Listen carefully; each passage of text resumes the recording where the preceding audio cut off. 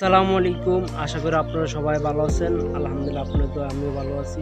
তো আজকে কিছু কথা বলবো যে আমাদের প্রধান উপদেষ্টা ডাক্তার ইউনূস সাহেব, তিনি একজন মহামান্য, একজন পৃথিবীর মধ্যে 7জন নোবেলজয়ী লোক আছে, নোবেল পুরস্কার প্রাপ্ত 7জন লোক, তার মধ্যে একজন হচ্ছে ডাক্তার ইউনূস।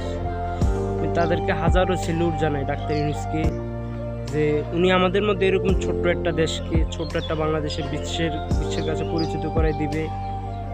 তারপর হচ্ছে আমাদের দেশ আগে 123 নম্বরে ছিল শক্তিশালী দিক দিয়ে, এখন আমাদের দেশ আলহামদুলিল্লাহ 54 নম্বরে চলে আসছে, একমাত্র ডাক্তার ইউনূসের কারণে।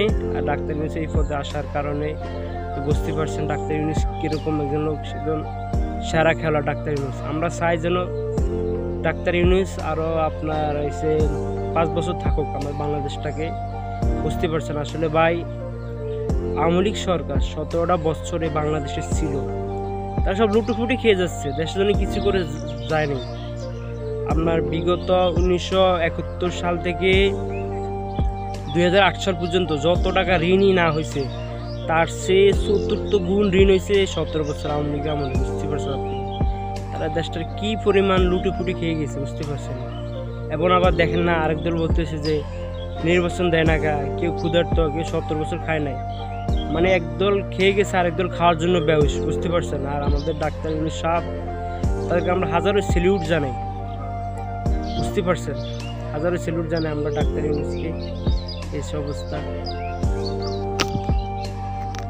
তার মতো এরকম একজন লোক এই বাংলাদেশে আর আসবে কি না আমি সেটাও জানি না, আর আসছে কি না সেটাও জানি না, বুঝতে পারছেন। আসলে আসছে, তার চেয়েও আসছে, কিন্তু ডাক্তার ইউনূসের মধ্যে এরকম লোক বাংলাদেশে আসবে কি না সেটা আমি জানি না, তার পরের প্রজন্ম জানে না, বুঝতে পারছেন। ডাক্তার ইউনূস কীরকম লোক আপনারা সবাই জানেন।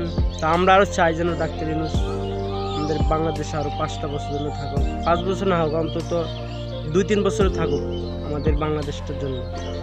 সবাই ভালো থাকবেন, এই আমার কথা। সবাই সবার জন্য দোয়া করবেন। আল্লাহ হাফেজ।